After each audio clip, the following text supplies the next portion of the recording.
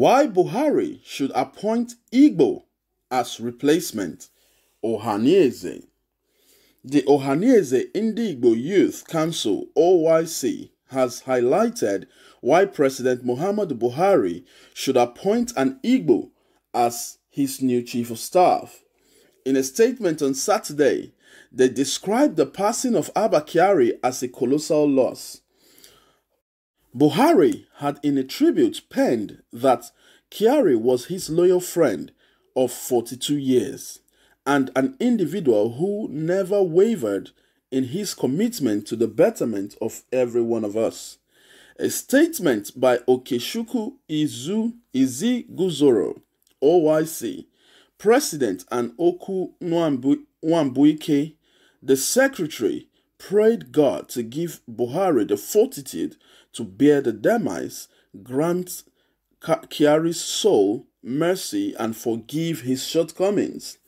They, however, appealed to Buhari to look inward, make amendments, and clear doubts about his stance as the father of Nigeria by appointing replacement from the Igbo-speaking areas of Niger Delta or Southeast. OYC noted that there were capable and trusted allies of the president since his entrance into politics in 2003 till date. The group said an Igbo chief of staff will unite the country, end secessionist movements in the south, add transparency to governance, and ensure strategic stability of the economy. This is the most patriotic but rare opportunity for President Muhammadu Buhari to heal Nigeria from disintegration and collapse. In retrospect, it was an Igbo who masterminded the amalgamation of defunct political parties to merge into APC. OHANAEZE Youth added that the Nigerian leader can rewrite history by being contradictory to predictions and prove his legitimate political sagacity through the appointment of an Igbo from anywhere as the new chief of staff, even from the opposition party, OIC said. So my people, that's the news reaching us today. Just before we go into the news, I'd just like you to give us a thumbs up just to let us know that you appreciate what we are doing to get the news across to yourself. Yes, so let's go back to the news. OHANAEZE Ndigbo has come out this morning to say that they think that the new chief of staff should be from an Igbo area of Nigeria. That's from the east, or most probably from the south or southeast. You know, we don't know how much, when we talk about chief of staff, it has to be someone that the president can be confident of, number one. And secondly, someone that the president can say anything to as regards the country and even sometimes most personal issues. So, as such, the chief of staff must be someone very known to the to the president, number one, and a person that is trustworthy, that has been tried and tested. If you listen to Buhari's remark about Abba Kyari, he says that Abba Kyari has been his friend for 42 years.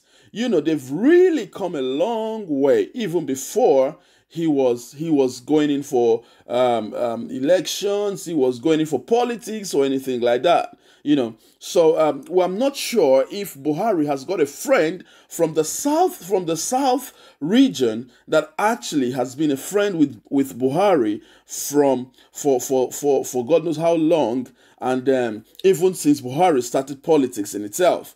But the Ndigbos this morning has alleged that Buhari has got friends within the Igbo community that he's known for a very long time, even before he entered into politics.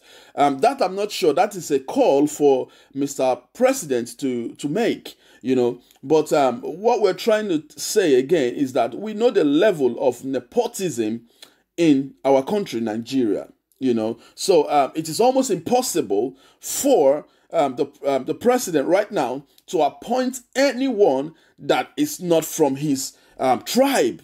Unfortunately, it's what it is, So, unfortunately, there's nothing we can do about that right now. Let us wait and see what Mr. President is going to come up with. A lot of names has been speculated already. Ndigbo has said, let the president, let him show his political sagacity that he is indeed the father of Nigeria. So in proving that he's the father of Nigeria at these crucial times, he needs to actually show to people that it's not about tribalism, it's not about where you come from, it is about the country. If he does a thing like that, it is putting a country first before any other thing. And Nigerians will be grateful for that. Well, it might not exactly be from an Igbo-speaking tribe, but it should be from any other part in Nigeria, because unfortunately, that is what we practice in Nigeria. Unfortunately, we don't spread it across. When if an Hausa man gets into power, every other person that comes around the government, unfortunately, that closest to the government must be Hausas. Unfortunately, that's how we practice politics in Nigeria, which is really, really very bad. If a Yoruba man gets into politics, most of his chief of staff closest ally will be Yorubas. Unfortunately, even churches, if the general overseer is an Igbo man, most of his allies will be Igbos. Most of his sister churches will be Igbos. If he's a Yoruba man, most of the sister churches will be Yorubas. We know this is how Nigeria has been operating in decades. So unfortunately, at this point in time, I would not be able to say, we would not be able to predict that and he's going to pick his chief of staff from other parts of the country. But we know 90% that the next chief of staff is going to come from the north, from the Hausa tribe, or for the Fulanese. So that is what we are sure of. But from another tribe or geographic location, we are not sure. So Ndigbo this morning, let's not say too much, but Ndigbo has come out to say, prove to us that you are the father of Nigeria. So get your new chief of staff from somewhere else, from Igbo speaking tribe, from the south, from the southeast. So that's the news reaching us, my people, this morning. Just in case you're just coming across us for the first time, this is Peak Network. We do everything possible to get news across to yourself, mostly political, across the world. No matter where you are, all we need to do is to get the news uploaded to yourself, and you can get it firsthand.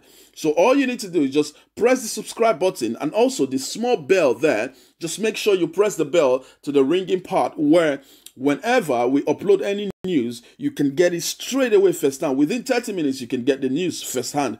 Thank you very much, my people. Until I come your way again, you take care and remain safe. God bless you. Bye.